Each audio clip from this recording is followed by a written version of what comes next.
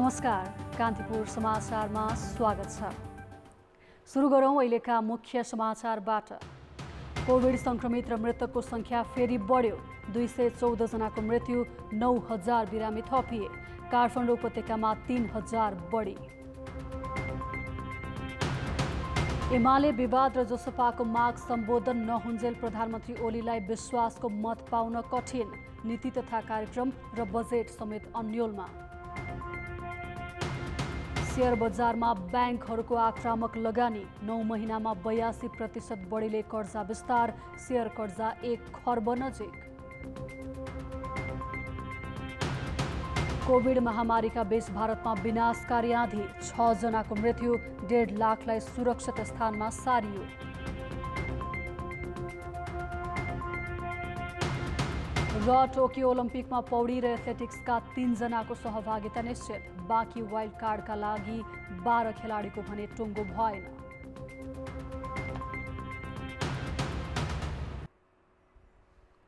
Corona virus संक्रमित र मृतकको संख्या फेरि बढेको छ। आज 9247 जनामा संक्रमण पुष्टि भएको छ भने 214 जनाले ज्यान गुमाएका छन्। स्वास्थ्य मन्त्रालयका अनुसार पछिल्लो 24 घण्टामा पीसीआर विधिबाट 215,000 नमुना परीक्षण गर्दा 9200 जनामा संक्रमण पुष्टि भएको हो। अरूमा भने एन्टिजेन परीक्षण गर्दा संक्रमण देखिएको हो। वैशाख 28 पछि संक्रमितको संख्या घटेको थियो। आइतबार 37% अर्थात् 7368 जनामा संक्रमण देखिएको थियो। आज संक्रमित मात्र बढेका होइनन्, संक्रमण दर बढेर 42% पुगेको छ। यस्तै मृतकको संख्या पनि आज 5औं दिन बढेको हो। वैशाख 30 मा 214 जनाको मृत्यु भएको थियो। त्यसपछि दैनिक मृत्युदर लगातार घटेको थियो। आइतबार 145 जनाले ज्यान गुमाएकोमा आज त्योभन्दा थप 73 बढीले मृत्यु भएको छ। निको हुनेको संख्या आइतबारको तुलनामा करिब 900 ले घटेको छ। आज 5767 जना संक्रमण मुक्त भएका छन्। निको हुने दर 74% रहेको छ। 1,13,000 सक्रिय संक्रमित छन्। अहिले तीमध्ये 1259 जनाको आइसियु र 400 जनाको भेन्टिलेटरमा उपचार भइरहेको छ। कोभिडबारे तथ्य बिना भ्रमपूर्ण अभिव्यक्ति दिँदै आएका प्रधानमन्त्री केपी ओलीले रोकथामका लागि सरकारले समन्वय गरेर काम गर्न नसकेको स्वीकार गरेका छन्। अवस्था निकै भयावह भएपछि उनले कमजोरी स्वीकारेका त छन्, तर क्षतिको जिम्मा लिएका छैनन्। जबकि 5000 भन्दा बढीले संक्रमणकै कारण ज्यान गुमाइसकेका छन्। सुरुमा हामीले अनुभव पनि भएन। मैले नि ठानेको के थियो भनेदेखि यस रूपमा नेपालमा चाहिँ कोभिड बढ्छ भन्ने मैले ठानेको थिएँ। मैले के ठानेको थिएँ भनेदेखि हाम्रो चाहिँ इम्युन सिस्टम धेरै स्ट्रङ छ, त्यसकारण अलिअलि सर्ला तर धेरै यस तहमा चाहिँ वृद्धि हुन सक्दैन भन्ने लाग्यो। तर यस तहमा वृद्धि भयो।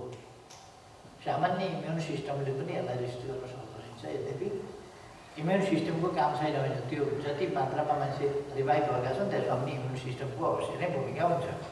यससँग इम्युन सिस्टमको भूमिका नहुने होइन। त्यसकारण अब सरकारको तर्फबाट एउटा के देखियो भनेदेखि थुप्रै कामहरूमा कोअर्डिनेसनको अभाव देखियो। त्यसकारण कोअर्डिनेसनको प्रभावकारी व्यवस्था गरिनेछ। प्रधानमन्त्री ओली शनिबार सरकारी निवास बालुवाटारमा मन्त्री, चिकित्सक र उद्योगी सामु यसरी 180 डिग्री परिवर्तन भएर पेश भएका हुन्। यसअघि बेसार पानी खाएर, अम्बाको पातले कुल्ला गरेर तथा हाछ्युँ गरेर कोरोना भगाउन सकिने भ्रमपूर्ण अभिव्यक्ति दिई विवादित बनेका ओलीले महामारीले भयावह रूप लिएपछि कमजोरी स्वीकारेका हुन्। यसअघि उनले रोग प्रतिरोधात्मक क्षमता धेरै रहेकाले नेपालीलाई कोरोना लाग्दैन समेत भने।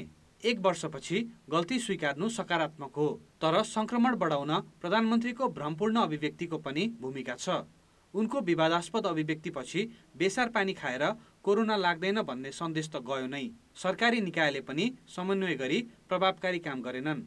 जानकारहरू प्रधानमन्त्रीले जथाभावी अभिव्यक्ति नदिएको भए रोकथामको जिम्मेवारीमा रहेकाहरूलाई दबाव पर्थ्यो र अहिलेको भयावह अवस्था नआउन सक्थ्यो भन्छन्। कोरोना भाइरसले गरेको रोग भन्ने कन्फर्म थियो, भाइरस डिटेक्टेड हो। यसको विरुद्धमा चाहिँ ती कुराहरूले चाहिँ काम गर्छ गर्दैन, अथवा त्यसले यसको कोभिडको विरुद्धमा एन्टिबडी फर्मेसन गर्छ कि गर्दैन अथवा कोभिडको विरुद्धमा इम्युनिटी डेभलप गर्छ कि गर्दैन भन्ने कुराहरू कुनै आयुर्वेदिक रिसर्च पनि भएको छैन र एलोपेथिक रिसर्च पनि नभइसक्दाखेरि चाहिँ प्रधानमन्त्रीजीले एकचोटि भन्नु भनेको उहाँको व्यक्तिगत कुरा हो, यो सर्वजसले पनि भन्न पाउँछ।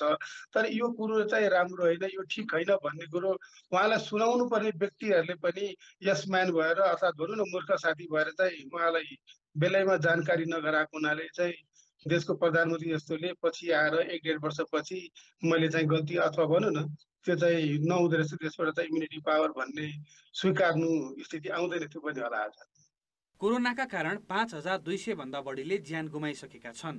अहिले कोभिडका बिरामीका कारण अस्पतालका शय्या मात्र भरिएका छैनन्, आँगन र पेटी समेत भरिएका छन्।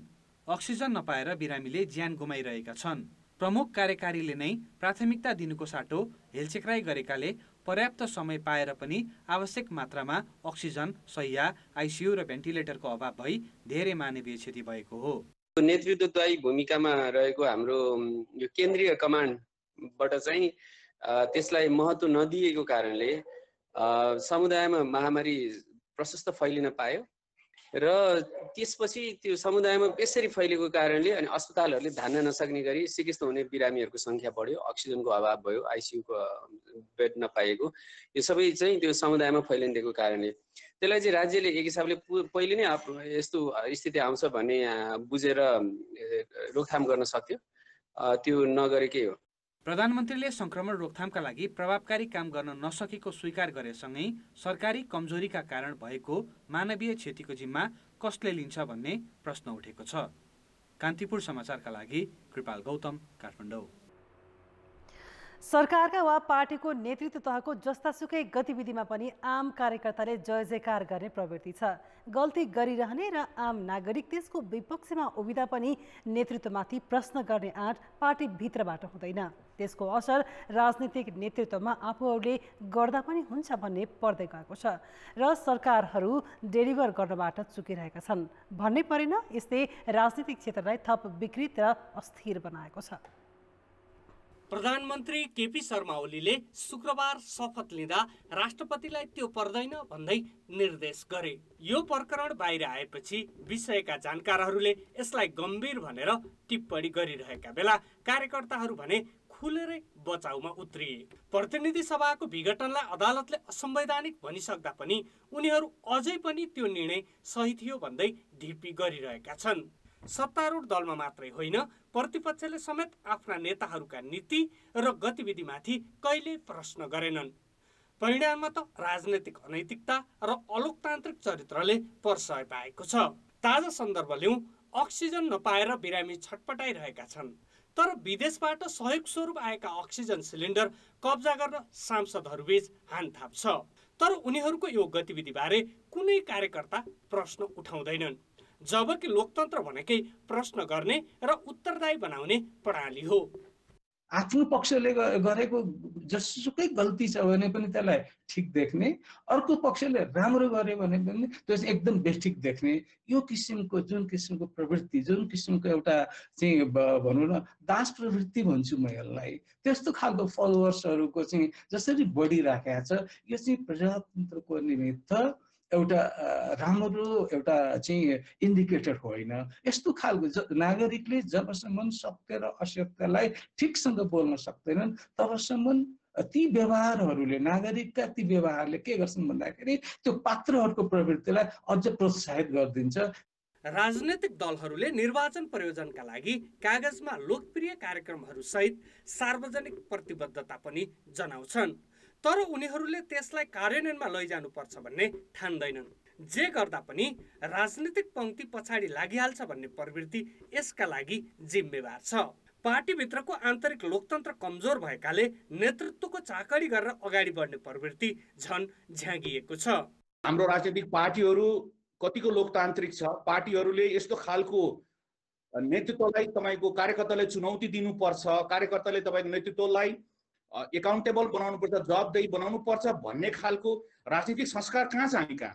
त्यो त राजनीतिक त्यो कुरा कहाँबाट सिक्ने भन्दाखेरि त्यसको सुरुवात राजनीतिक पार्टीले गर्नु पर्यो। राजनीतिक पार्टीको जुनसुकै पार्टी पनि कुनै एक क भन्ने पार्टी होइन, सबैले के चाहन्छन् भने नेतृत्वमा हुनेले मेरो समर्थन गरोस्, मेरो झुन्ड बनाउने हो, मेरो समूह बनाउने हो, मलाई तपाईँको चाकडे गरोस्, मेरो विरोध नगरोस् भन्ने हो। त्यसले गर्दाखेरि राजनीतिक पार्टीहरूको तपाईँको आन्तरिक हाम्रो जुन राजनीतिक संस्कार भन्छ नि, त्यो संस्कारमा यस्तो खालको बहस गर्ने, आफ्नो नेतृत्वलाई आफ्नो तपाईँको कुरालाई तपाईँको चुनौती दिने कुरा छैन।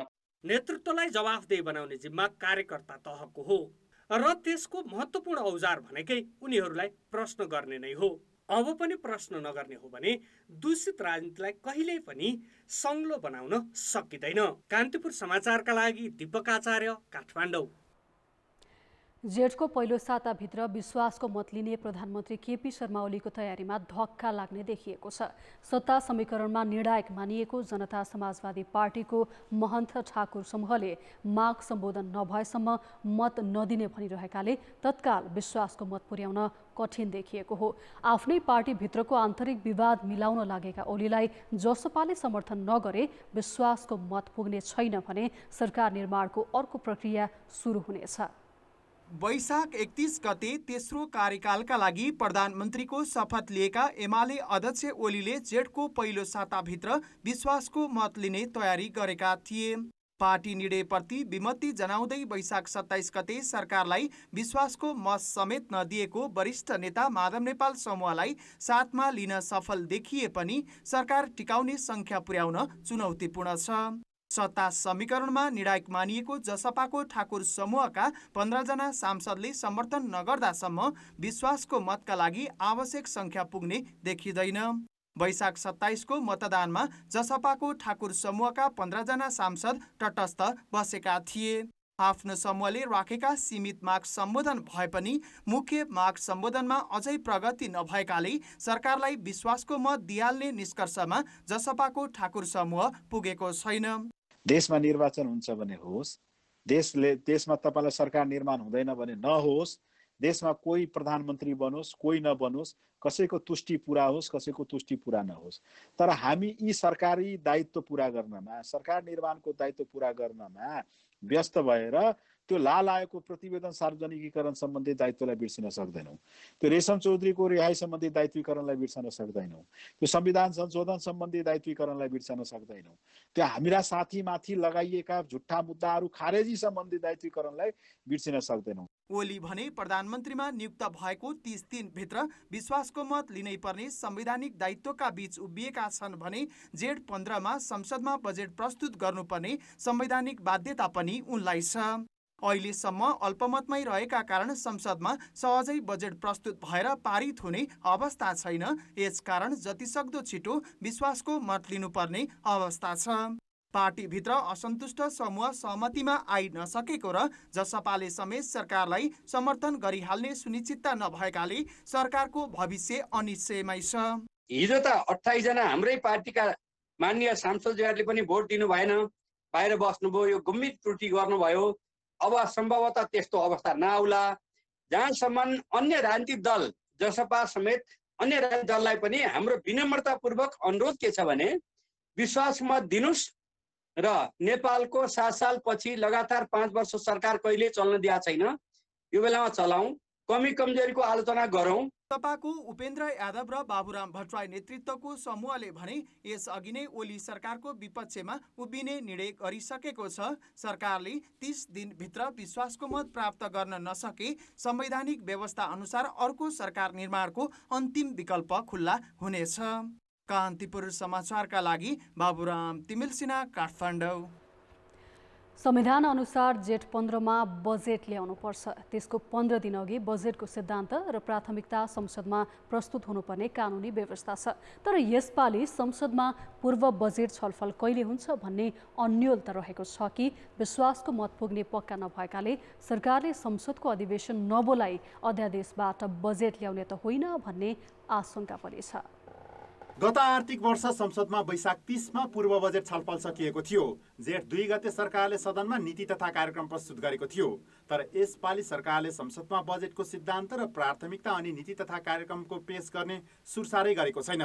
त्यति मात्र होइन, संसदको अधिवेशन नै बोलाइएको छैन। नीति तथा कार्यक्रम प्रधानमन्त्री तथा मन्त्री परिषद कार्यालयले तयार पारेको मस्यौदामै सीमित छ। संसदमा प्रस्तुत हुने नहुने अन्यलले मस्यौदा अगाडि बढाइएको छैन, जसका कारण सरकारले संसदको साटो अध्यादेशबाटै बजेट ल्याउन लागेको त होइन भन्ने प्रश्न उभिएको छ। बजेट निर्माणमा संलग्न अधिकारीसँग भने यसको जवाब छैन। यो प्री बजेटको रूपमा संसदमा बजेटको सिद्धान्त र प्राथमिकता पेश गर्नुपर्ने कानुनी प्रावधान छ।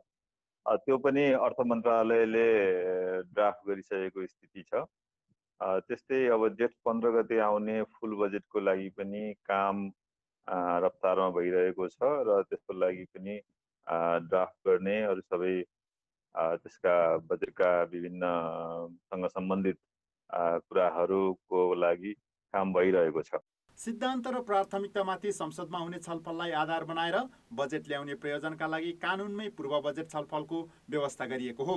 प्रतिनिधि सभा नियमावली र आर्थिक कार्यविधि तथा वित्तीय उत्तरदायित्व ऐनमा बजेट ल्याउन 15 दिन अघि पूर्व बजेट छलफलको व्यवस्था छ। पूर्व बजेट छलफलमा सांसदहरूले दिएका सुझावलाई भने बजेटमा बिरलै मात्र समावेश गर्ने गरिएको छ। नीति तथा कार्यक्रमका साथै सिद्धान्त र प्राथमिकतामा तय नभएकाले बजेट तर्जुमाको कामले रफ्तार लिएको छैन। सबै मन्त्रालय र उद्योगीसँग सुझाव लिइसकेको अर्थ मन्त्रालयका अधिकारी नै अन्यलमा देखिन्छन्। सरकारले स्पष्ट मार्ग निर्देशन नगर्दा बजेट लेखनको काम कहाँबाट अगाडि बढाउने भन्नेमै अलमल हुने अर्थबाटै अवकाश पाएका कर्मचारीको अनुभव छ। सार्वभौम संसदको सुझावहरू अत्यन्त महत्त्वपूर्ण मानिन्छ, जसले गर्दा भोलि बजेट संसदमा पेश हुँदा संसदले अपनत्व ओनरसिप लिन सहज हुन्छ र सरकारको सिद्धान्त प्राथमिकतामा सांसदहरूको अथवा जननिर्वाचित प्रतिनिधिहरूको पनि त्यसमा सहभागिता छ भन्ने हुन्छ। त्यो चाहिँ यदि हुन सकेन भने त्यो अवस्थाबाट बजेट वञ्चित रहने भयो। सरकारसँग अहिले बहुमत छैन। अल्पमतको सरकारका प्रस्ताव संसदमा पास हुँदैन। पास नहुने देखेरै सरकारले कानुन अनुसार पूर्व बजेट छलफल गराउनुको साटो संसद छलेर अध्यादेश मार्फत बजेट ल्याउन लागेको आशंकामा बल पुगेको छ। कान्तिपुर समाचारका लागि सुमन पन्थ, काठमाडौँ। सर्वोच्च अदालतले लुम्बिनी प्रदेशका पदमुक्त गरिएका 4 जना सांसदलाई पुनर्बहाली गर्न अन्तरिम आदेश दिएको छ। न्यायाधीश नकुल सुवेदीको एकल इजलासले जनता समाजवादी पार्टीका 4 जना सांसदलाई पदमुक्त गर्ने लुम्बिनी प्रदेश सभाका सभामुखको निर्णय कार्यान्वयन नगर्न अल्पकालीन अन्तरिम आदेश दिएको हो। जसपाका अध्यक्ष उपेन्द्र यादव पक्षको सिफारिसमा प्रदेश सभाबाट सन्तोष कुमार पाण्डे, विजय कुमार यादव, सुमन शर्मा रायमाझी र कल्पना पाण्डेलाई सभामुखले निष्कासन गरेका थिए। उनीहरू 4 जना अहिले लुम्बिनी प्रदेश सरकारमा सामेल छन्। प्रदेश मुख्यमन्त्री शङ्कर पोखरेल विरुद्ध अविश्वासको पक्षमा हस्ताक्षर गरे पनि उनीहरू त्यसै दिन सरकारमा सामेल भएका थिए। आफूहरूलाई हटाउने निर्णय कार्यान्वयन नगर्न माग गर्दै 4 जनाले आइतबार सर्वोच्चमा रिट दायर गरेका थिए। काठमाडौँ विश्वविद्यालयले कानुन विपरीत झापाको बीएनसी मेडिकल कलेजलाई सम्बन्धन दिन चिकित्सा शिक्षा आयोगलाई सिफारिस गरेको छ। विश्वविद्यालयले चिकित्सा शिक्षा ऐन विपरीत सम्बन्धन दिन आज आयोगमा पत्र पठाएको हो। चिकित्सा शिक्षा ऐनमा एउटा विश्वविद्यालयले 5 भन्दा बढी मेडिकल कलेजलाई सम्बन्धन दिन नपाउने व्यवस्था छ। तर काठमाडौँ विश्वविद्यालयले यसअघि नै 10 मेडिकल कलेजलाई सम्बन्धन दिएको थियो। यस्तै बीएनसी मेडिकल कलेजले सम्बन्धनका लागि आयोगमा निवेदन नै दिएको छैन। चिकित्सा शिक्षा ऐनमा भने ऐन जारी हुनु अघि आशय पत्र लिइसकेका कलेजले पुनः निवेदन दिनुपर्ने व्यवस्था छ। प्रधानमन्त्री केपी ओलीले केही समय पहिले कलेजको कार्यक्रममा सहभागी भएर कानुनले नमिले पनि सम्बन्धन दिने आश्वासन दिएका थिए। तातोपानी नाकाबाट अक्सिजन सिलिन्डर सहितका स्वास्थ्य सामग्री भित्रिएका छन्। नेपाली व्यापारीले चीनको स्थलमार्ग हुँदै 2500 अक्सिजन सिलिन्डर चिनिया कन्टेनर मार्फत ल्याएका हुन्। स्वास्थ्य सामग्री र सिलिन्डर तातोपानी नाका आइपुगेको तातोपानी सुक्खा बन्दरगाह तथा भन्सार कार्यालयले जनाएको छ। जाँच पासपछि तथ्याङ्क सङ्कलन गर्दै वितरणमा काठमाडौँ पठाइने भन्सारले जनाएको छ। चीनको सन्दुङ र ग्वान्जाउबाट 2500 अक्सिजन सिलिन्डर आज आइपुगेको र भोलिबाट दैनिक सिलिन्डर भित्रिने सिल्क ट्रान्सपोर्टले जानकारी दिएको छ।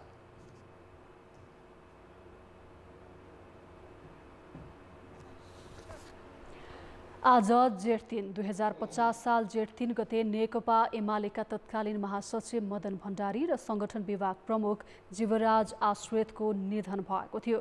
नेपालको राजनीतिमै फरक पहिचान बनाउन सफल नेता भण्डारी र आश्रितको निधनलाई हत्याको संज्ञा दिँदै आएको एमालेले घटनाको निष्पक्ष छानबिन र दोषी पत्ता लगाउने घोषणा गर्न अझै छाडेको छैन। तर 2/3 बहुमतको सरकार बनाउँदा समेत एमालेले सत्य तथ्य पत्ता लगाउन चासो दिएन, न त उनको आदर्श र राजनीतिक कार्यदिशालाई नै कार्यान्वयन गरेको छ। नेकपा एमाले अंगीकार गर्दै आएको जनताको बहुदलीय जनवादका प्रतिपादक थिए मदन भण्डारी। पार्टी महासचिवका रूपमा उनी जति प्रभावशाली मानिन्थे तत्कालीन प्रधानमन्त्री कृष्ण प्रसाद भट्टराईलाई काठमाडौँबाट निर्वाचनमा हराएपछि उनको चर्चा झनै चुलिँदै थियो। तर 28 वर्ष अघि 2050 साल जेठ 3 गते पोखराबाट चितवन जाँदै गर्दा दासढुङ्गामा महासचिव मदन र संगठन विभाग प्रमुख जीवराज आश्रितको जीव दुर्घटनामा निधन भयो। उक्त घटनालाई हत्याको संज्ञा दिँदै आएको एमाले त्यस यता निष्पक्ष छानबिन र दोषीलाई कारबाहीको माग गर्न कहिल्यै छोडेन। तर आफैले सत्ताको साँचो हातमा लिँदा पनि छानबिन उसको प्राथमिकतामै परेन। कतिसम्म भने घटना लगत्तै एमाले गठन गरेको छानबिन समितिका संयोजक केपी शर्मा ओलीले 2/3 बहुमतको सरकारको नेतृत्व गर्दा र मदन पत्नी विद्या भण्डारी राष्ट्रपति हुँदा समेत दासढुङ्गा घटनाको छानबिन भएन। अहिलेसम्मको स्थिति हेर्दाखेरि त्यो एउटा चाहिँ त्यस्तो खालको राजनीतिक दुर्घटनाको रूपमा स्थापित भयो जसलाई चाहिँ विशेष रूपमा नेकपा एमाले आफ्नो सत्तारोहणको लागि उपयोग गर्ने खालको चाहिँ व्यवहार देखाएको छ। त्यो कुन अर्थमा हुँदाखेरि आफू सत्तामा हुँदाखेरि पनि अब अहिले त राज्यको मात्रै होइन कार्यकारी अधिकार सम्पन्न प्रधानमन्त्री पनि एमालेकै छन् र त्यो एमालेको लागि चाहिँ फेरि पनि सत्तामा नहुँदाखेरि पोइन्ट गर्ने एउटा चाहिँ हतियारको रूपमा मात्रै प्रयोग हुँदै आएको छ, जसले गर्दाखेरि त्यो रहस्य या त्यो दुर्घटना त्यो हत्याकाण्ड जे होस् त्यसको बारेमा छानबिन गर्ने र त्यसको बारेमा निर्णय पुग्ने कामहरू भएकै छैन। कम्युनिस्टहरू बहुदलीय प्रतिस्पर्धालाई स्वीकार्छन् भन्ने मान्यता मदनले नै जबजबाटै अघि सारेपछि नै एमाले राजनीतिक उचाइ लिँदै गएको हो। त्यसमाथि मदन र आश्रितले जनताका मुद्दालाई सम्बोधन गर्न पार्टी नेतृत्व सधैँ सफल हुनुपर्छ भन्ने मान्यता अघि सारेका थिए। तर पटक पटक सत्ताको नेतृत्व गर्ने र यो पटक 2/3 सम्मको जनमत पाउँदा समेत मदन आश्रितका सहकर्मीले जबजको मूल्य मान्यता र आदर्शलाई सत्ताको भर्याङ बनाउने काम गरेका छन्। उहाँले त्यो बहुलवादलाई खालि जपना रटना मात्रैको रूपमा लिनु भएन कि उहाँले अभ्यास पनि गर्नुभयो। त्यो उहाँमा जुन हृदयको विशालता थियो र जुन किसिमको एकोमोडेटिभनेस उहाँमा थियो र जुन किसिमको साधकीपूर्ण जीवन उहाँले बिताएर जानुभयो, अप्रत्याशित रूपले उहाँको नेपालको राजनीतिबाट उहाँ हराउनु पर्ने अवस्था त्यसरी आयो एउटा दुःखद निधनले। त यो सबै कुरा हेर्दा अहिले आएर हेर्दाखेरि के देखिन्छ भने अहिलेको एमालेमा उहाँको त्यो राजनीतिक विरासतको चाहिँ म हुँ सच्चा अनुयायी भनेर जो सामुन्ने आउनु भएको छ त्यो एक हिसाबले हेर्दाखेरि मदन भण्डारीको जुन गरिमा हो, जुन विचारको उच्चता हो, जुन सोचको फराकिलोपन हो र अहिलेको नेतृत्वमा जुन संकीर्णता जुन अहम देखिन्छ त्यो कहीँ कतै मिलेको म देखिरहेको छैन। राजनीतिक दृष्टिकोण, सादगी जीवनशैली र जनअपेक्षा सम्बोधनका कुनै पनि मुद्दामा अहिले नेकपा एमालेको कार्यशैली मदन आश्रितको कार्यदिशासँग मिल्दैन। बरु व्यक्तिगत स्वार्थको अन्तर्कलहले मदन भण्डारी र जीवराज आश्रितको मार्गदर्शनलाई गिज्जाइरहे जस्तो लाग्छ। कान्तिपुर समाचारका लागि नवराज पाण्डे, काठमाडौँ।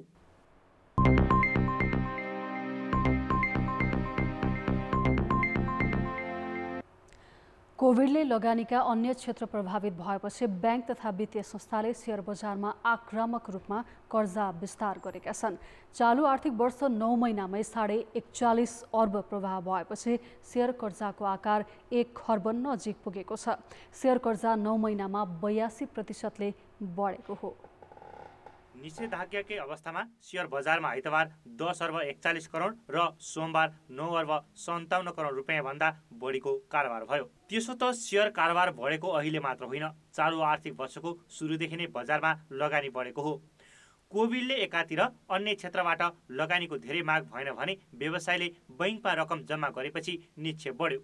अधिक तरलता भएपछि बैंकले साउनदेखि नै सेयर कर्जा बढाएका हुन्। उनीहरूले सेयर लगानीकर्तालाई फोन गरेरै समेत बोलाए। कर्जाको ब्याज दर पनि गत वर्षको तुलनामा करिब 4% सस्तो भयो। ब्याज दर 13बाट 9%मा झरेकाले पनि सेयर बजारमा कर्जा प्रवाह बढेको हो। यो आर्थिक वर्ष 9 महिनामा बैंकहरूले 41 अर्ब 48 करोड सेयर कर्जा प्रवाह गरेका छन्, जबकि गत वर्ष सोही अवधिमा 2 अर्ब मात्रै प्रवाह भएको थियो। नेपाल राष्ट्र बैंकका अनुसार चैतसम्म सेयरमा प्रवाह भएको कर्जाको रकम 91 अर्ब 89 करोड पुगेको छ। गत वर्ष चैतमा यो रकम 50 अर्ब 40 करोडमा सीमित थियो, अर्थात् 9 महिनामा सेयर कर्जा 82%ले बढेको छ। हिजो मार्जिन लेन्डिङमा अब रेट पनि सस्तो थियो, आकर्षण पनि भएको थियो, अवसर पनि थियो, किन अनलाइन सिस्टमहरू आएको थियो, अरूसँग चोइस थिएन। कर्जा अरू सेक्टरमा पनि बढेको हो, नबढेको होइन। जसरी कोभिड छुट्यो त्यसपछि कर्जाको अरू सेक्टरमा पनि ग्रोथ चाहिँ राम्रो भएको छ। मार्जिन लेन्डिङले एग्रेसिभ ग्रोथ चाहिँ गरेको हो, यसलाई हामीले स्वीकार्नुपर्छ। र अहिले आएर चाहिँ ब्याज दर पनि अलिकति परिमार्जन भएको छ, लिक्विडिटी पनि अलिक टाइट भएको हुनाले यसरी चाहिँ अहिले चाहिँ सबै ब्याङ्कले आफ्नो व्यवस्थापन सकेसम्म अब एक किसिमको भनौँ न प्रोफिट मोटिभले नै यो काम गरे पनि छ। बैंकहरूले यो आर्थिक वर्षको 9 महिनामा 6 खर्ब 68 अर्ब कर्जा लगानी गरे। यो आधारमा सेयरमा प्रवाह भएको कर्जा 6.5% हो। सेयरको तुलनामा अन्य क्षेत्रको कर्जा वृद्धि भने कम छ। 9 महिनामा कृषि क्षेत्रमा 35.7, औद्योगिक क्षेत्रमा 17, निर्माण क्षेत्रमा 12.7 र रियल इस्टेट क्षेत्रमा 12.4%ले कर्जा बढ्यो। सेयर कर्जाले अर्थतन्त्रमा सकारात्मक प्रभाव पर्ने गरी पुँजी निर्माण भने हुँदैन। बैंकले स्वाभाविक रूपमा अन्य स्रोत आम्दानीको अन्य स्रोत खोज्दै गर्दाखेरि चाहिँ हजुरको सेयर बजारमा बैंकले आफै आफ्नो पुँजीबाट आफ्नो चाहिँ तपाईँको रिजर्भबाट चाहिँ लगानी गरेको देखिन्छ। बैंकको हजुरको प्राइम कुरा भनेको चाहिँ लोन दिनु, अनि त्यसपछि डिपोजिट लिएर लोन दिनु नै हो। कहिलेकाहीँ बैंकले चाहिँ आफ्नो चाहिँ हजुरको लिक्विड क्यासलाई चाहिँ तपाईँको सेयर बजार तथा अन्य क्षेत्रमा लगानी गर्न चाहिँ त्यो स्वाभाविक मानिन्छ। तर बैंकले चाहिँ हजुरको मेन आफ्नो कोर काममै फोकस भएर सेयर बजारमा आफू चाहिँ एज अ मार्केटको प्लेयरको रूपमा आउँदा चाहिँ भोलि पर्सि त्यसले चाहिँ ठुलै असर गर्छ। बैंकहरूले मुनाफाका लागि सेयर कर्जा आक्रामक रूपमा बढाएका हुन्। सेयर बजारमा गिरावट आए कर्जा जोखिममा पर्न सक्छ। अर्कातिर 27%ले बढेको ओभरड्राफ्ट कर्जा पनि सेयर बजारमै गएको जानकारहरूको भनाइ छ। त्यसैले राष्ट्र बैंकले मौनता साधिरहनु हुँदैन। कान्तिपुर समाचारका लागि सुधिल पोखरेल, काठमाडौँ। अब बाँकी समाचार। पश्चिमी न्यूनचापीय प्रणालीको प्रभाव र मध्यपूर्वी अरब सागरको शक्तिशाली चक्रवातको प्रभाव नेपालमा देखिन थालेको छ। नेपालको वायुमण्डल केही धुम्मिएको र पानी पर्नुको कारण त्यही चक्रवात हो। अहिले भारतमा विध्वंस मचाइरहेको चक्रवात अझै विकसित हुने क्रममा रहेकाले थप सतर्क रहन विज्ञहरूले आग्रह गरेका छन्। अहिले पश्चिम भारतमा विनाश मचाइरहेको तोक्ते नामको चक्रवात उत्तर पश्चिमतर्फ बढ्ने क्रम रहेकाले त्यसको प्रभाव नेपालमा केही दिनमै देखिने जल तथा मौसम पूर्वानुमान महाशाखाले जनाएको छ। चक्रवातको प्रत्यक्ष प्रभाव नपरे पनि केही भूभागमा हिमपात हुने, पानी पर्ने र चट्याङको खतरा समेत रहेकाले सतर्क रहन भनिएको छ। बुधबार साँझदेखि शुक्रबारसम्म कर्णाली, सुदूरपश्चिम, गण्डकी र लुम्बिनी प्रदेशका अधिकांश स्थानमा हल्कादेखि भारी वर्षा हुने अनुमान छ। प्रदेश 1, 2 र बागमतीमा मध्यम वर्षाको सम्भावना छ। इन्डियन ओसनमा बन्ने जति पनि चक्रवात छन्, यो पूर्वतिर बनौँ अथवा पश्चिमतिर बनौँ, त्यसको अप्रत्यक्ष प्रभाव मात्रै नेपालमा पर्ने गरेको छ। किनभने अब नेपालमा आइपुग्दासम्म चाहिँ त्यो जमिनमा छोइसकेको हुन्छ र हरेक चक्रवात चाहिँ जमिनमा छोइसकेपछि अलिकति हल्का त्यसको प्रभाव कम नै भइसकेको हुन्छ। नेपालमा त्यही भएर प्रत्यक्ष रूपमा प्रभाव अहिलेसम्म हामीले परेको थाहा छैन होइन। त्यही भएर अनि यो अप्रत्यक्ष प्रभाव भन्ने बित्तिकै हावा अलिकति चल्ने अनि हल्कादेखि मध्यम वर्षा गराउने सम्भावना मात्रै रहन्छ। निषेधाज्ञाका कारण अहिले सवारी साधन कम गुडेका छन् भने वन डढेलो लगायत वातावरण धुमिल हुने क्रियाकलाप भएका छैनन्। तर वातावरण भने धुम्मिएको छ। वायुको गुणस्तर सूचाङ्क राष्ट्रिय मापदण्ड भन्दा कम रहे पनि चक्रवातकै प्रभावले अझै केही दिन वातावरण धुम्म भइरहने देखिन्छ। सँग हावाहुरी पनि सँगै छ होइन, चट्याङ पर्ने हावाहुरीको पनि आउने भएको हुनाले अब त्यसले चाहिँ यो खास गरी अहिले चाहिँ यो बादलहरू मडारिएर जुन आइरहेको छ नि, बादलबाट डम्म ढाकिएको हुनाले यस्तो देखिएको हो। पोल्युसनको हिसाबले भनौँ न, खास वायु प्रदूषणको हिसाबले चाहिँ त्यति नराम्रो तल अलिक जोखिम खालको वातावरणीय चाहिँ क्वालिटी इन्डेक्स चाहिँ देखिँदैन होइन। त्यसले गर्दाखेरि यो चक्रपतीय प्रभाव हो। भारतको हरियाणा, महाराष्ट्र, गुजरात लगायत क्षेत्रमा फैलिएको वातावरणीय अवस्था नै नेपालमा देखिएको हो। यस्तो बेला कम्तीमा 1 सातासम्म पर्वतारोहण सम्बन्धी गतिविधि नगर्न र नगराउन समेत मौसमविदले आग्रह गरेका छन्। प्री मनसुन चलिरहेको र चक्रवातको प्रभाव परेकाले मेघ गर्जन, हावाहुरी र असिना सहित वर्षा हुने र चट्याङ पर्ने सम्भावनाबाट सुरक्षित रहन थप सतर्कता आवश्यक छ। कान्तिपुर समाचारका लागि क्यामेरामा पशुपति बुढाथोकी र सुबिन्द्र श्रेष्ठका साथमा शर्मिला खनाल, काठमाडौँ। महिला, बालबालिका तथा ज्येष्ठ नागरिक मन्त्रालयले गैर सरकारी संस्थाहरूलाई परियोजनाको निश्चित रकम कोरोना महामारीमा खर्च गर्न ताकेता गरेको छ। कोभिड संक्रमित बढोत्तरी भइरहेको भन्दै मन्त्रालयले स्वीकृत लिएका संस्थालाई महामारी नियन्त्रणमा केन्द्रित हुन आग्रह गरेको हो। 5 देखि 50 करोड रुपियाँसम्म बजेट स्वीकृत गरेकालाई 7 देखि 20% र 50 करोड माथिका परियोजना भएका गैर सरकारी संस्थालाई 5% रकम कोभिडमा खर्च गर्न भनेको छ। कोभिड केन्द्रित काम नगर्ने संस्थालाई कारबाही गर्ने मन्त्रालयको चेतावनी छ। स्वीकृत परियोजनाहरूबाट केही प्रतिशत रकम, जसरी 5 करोडसम्मको हो भने 20%, 10 करोडसम्मको हो भने 15%, 25 करोडको हो भने 10% र 50 करोडसम्मको हो भने 7% र 50 करोडभन्दा माथिको हो भने 5% सम्म यो महामारी रोकथामका लागि खर्च गर्नुपर्ने भनेर सूचना जारी गरिसकेका छौँ र उहाँहरूसँग योजना पनि मागिसकेका छौँ। अब जनमतको अन्तिम परिणाम। जनमतमा हिजो हाम्रो प्रश्न थियो, लेखा समितिको निर्देशन नेपाली सेनाले अटेर गर्नुलाई कसरी बुझ्नुहुन्छ? ए समितिको अपमान, बी सेनालाई सरकारको आड र सी निर्देशन त्रुटिपूर्ण। जनमतको अन्तिम परिणाम यस्तो छ, ए समितिको अपमानमा 19%, बी सेनालाई सरकारको आडमा 43% र सी निर्देशन नै त्रुटिपूर्णमा 38% मत प्राप्त भएको छ। अब आजको प्रश्न। जनमत हाम्रो प्रश्न छ, सरकारले समय घर्किँदा समेत संसदमा पूर्व बजेट छलफल नगराउनुलाई के भन्नुहुन्छ? ए संसदमै अवमूल्यन, बी अध्यादेशबाटै बजेट ल्याउने दाउ र सी बहुमत नहुँदाको बाध्यता। जनमतको अन्तिम परिणाम भोलि साँझ 8 बजेको कान्तिपुर समाचारमा प्रसारण गर्नेछौँ। कृपया न्युज स्पेस ए, बी वा सी टाइप गरी 34001मा SMS गरी आफ्नो मत व्यक्त गर्नुहोला। अब जनताको आवाज। हामीले पर्वतको ग्रामीण भेगमा सोधेका छौँ, कोरोना महामारीका बीच पनि कृषि कर्म कसरी गर्नु भएको छ? जनताको आवाज। घर परिवारले मात्र गरिएछ, पहिला पर्म लाएर गरिन्थ्यो, अहिले एक्लै गरिएछ। एकातिर भोकोले मर्ने हुन् कि एकातिर यही उले मर्ने हुन् कि कोरोनाले भेट्ने हुन् कि भन्ने हामीलाई यति तरासी भइछ। धेरै लामो समयसम्म काम गरिन्थ्यो भने, धेरै साथीहरू बोलाएर गरिन्थ्यो भने, अहिले एक्लै एक्लै गरिन्छ। अलि थोरै टाइममा 1-2 घन्टा काम गरेर गरिएको छ। मलसल बोक्दाखेरि भिडभाड गर्दैन, अब टाटारा भएर काम गर्छौँ। छुइछाइ भउन भएन, अब कोसँग छ कोरोना हुने थाहा हुँदैन। कोदो रोपाइनी छैन, खेत रोपाइनी छैन, अब घरमा जस्तो छ त्यस्तै भाउ त नि बस्ने। डर भएर अब डरले अब आले मर्ला भनेर अब छोराछोरी त हेर्नै पर्यो।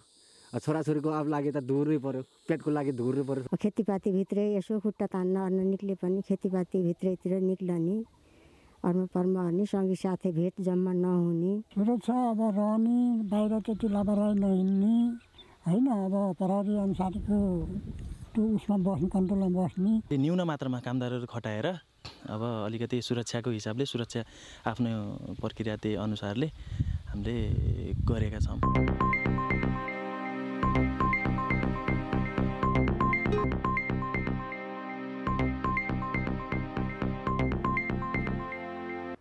नमस्कार, कान्तिपुर खेलकुद समाचारमा स्वागत छ। विश्व खेलकुदको महाकुम्भ मेला टोकियो ओलम्पिक आउन 2 महिना बाँकी छ। कोरोना महामारीकै बीच हुन लागेको ओलम्पिकमा नेपालबाट पौडी र एथलेटिक्सका 3 खेलाडी जाने पक्का भए पनि अरू खेलाडीको सहभागिता अझै यकिन छैन। ओलम्पिकमा सहभागी हुन वाइल्ड कार्डकै भर पर्दै आएको नेपालका लागि यसपालि त्यो पनि कठिन देखिएको छ। जुलाई 23 देखि अगस्त 8 सम्म हुने तय भइसकेको टोकियो ओलम्पिक यसपालि तोकिएकै मितिमा हुने अन्तर्राष्ट्रिय ओलम्पिक कमिटी र आयोजक जापान सरकारले प्रष्ट पारेका छन्। तर कोरोनाकै कारण रद्द गर्नुपर्ने अभियान भने चलिरहेको छ। यद्यपि ब्राजिल, अस्ट्रेलिया, क्यानाडा, रुस लगायतले खेलाडीको पोसाक सार्वजनिक गरिसकेका छन्। कतिपय मुलुकले ओलम्पिकमा जाने खेलाडीलाई भ्याक्सिन दिन थालिसकेकाले पनि ओलम्पिक समयमै हुने देखिँदैछ। तर टोकियो ओलम्पिकको मिति नजिकै गर्दा पनि नेपालबाट भने कति खेलाडी सहभागी हुन्छन् भन्ने अझै प्रश्न छैन। एथलेटिक्सका गोपीचन्द्र पार्की तथा पौडीका गौरीका सिंह र एलेक्स शाहको सहभागिता पक्का भए पनि बाँकी 7 खेलका 12 खेलाडीले वाइल्ड कार्ड पाउने नपाउने निश्चित छैन। वाइल्ड कार्डको लागि पनि एक किसिमको यो क्वालिफिकेसन जस्तै हो। यसमा चाहिँ ट्रिपाटाइट कमिसन हुन्छ, international Olympic committee, organising committee र इन्टरनेसनल फेडरेसन। यो 3टा मिलेर एउटा ट्रिपाटाइट कमिसन हुन्छ। त्यो कमिसनले कुन क्षेत्रलाई कतिवटा, सबभन्दा पहिला त कतिवटा वाइल्ड कार्ड दिने र त्यसमा चाहिँ कुन क्षेत्रलाई कति दिने भन्ने हुन्छ। त्यसमा हेरेर हाम्रो क्षेत्रमा परेको कोटामा हाम्रो खेलाडीहरूले अरू यो साउथ एसियाको खेलाडीहरूभन्दा राम्रो यो क्वालिफाइङ राउन्डमा जुन आफ्नो इन्टरनेसनल फेडरेसन अनुसार कसैले चाहिँ त्यो तपाईँको पोइन्ट्सहरू कलेक्ट गर्ने हुन्छ, कसैको चाहिँ अब वर्ल्ड ऱ्याङ्क लिस्टमा चाहिँ नाउँ माथि पारेर त्यसबाट चाहिँ क्वालिफाई हुने हो। थप वाइल्ड कार्डका लागि नेपालले कराते, आर्चरी, तेक्वान्डो, सुटिङ, भारोत्तोलन, जुडो र बक्सिङ खेलको नाम पठाएको छ। तर नेपाल ओलम्पिक कमिटीले सिफारिस गरेका मध्ये सुटिङमा 12 पुरुष र 12 महिला तथा जुडोमा 20 जनाको कोटा राखिएकाले त्यसमा भने आशा गरिएको छ। अब हामीले चाहिँ 2-3वटा अरू खेलमा चाहिँ अझै पनि आशा गरेका छौँ। अब मैले भनिहालेँ यसमा चाहिँ के भने यो क्वालिफिकेसन राउन्डहरू हामीले खेल्न सक्ने नसक्ने, पठाउन सक्ने नसक्ने भन्ने कुरो चाहिँ यो सबै अन्यलको बिचमा पनि हामीले अझै पनि 2-3वटा खेलमा पनि आशा गरेका छौँ।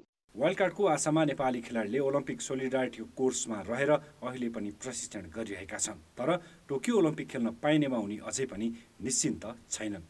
कान्तिपुर समाचारका लागि खेलकुद ब्युरोको रिपोर्ट। कान्तिपुर खेलकुद समाचार अहिले यति नै। अब मौसम सम्बन्धी जानकारी।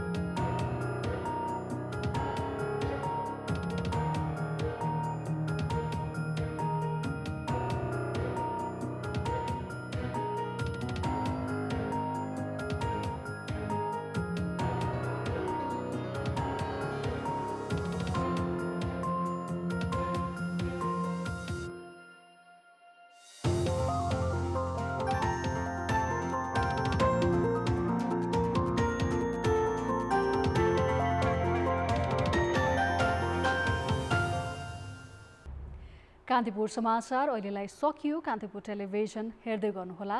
नमस्ते।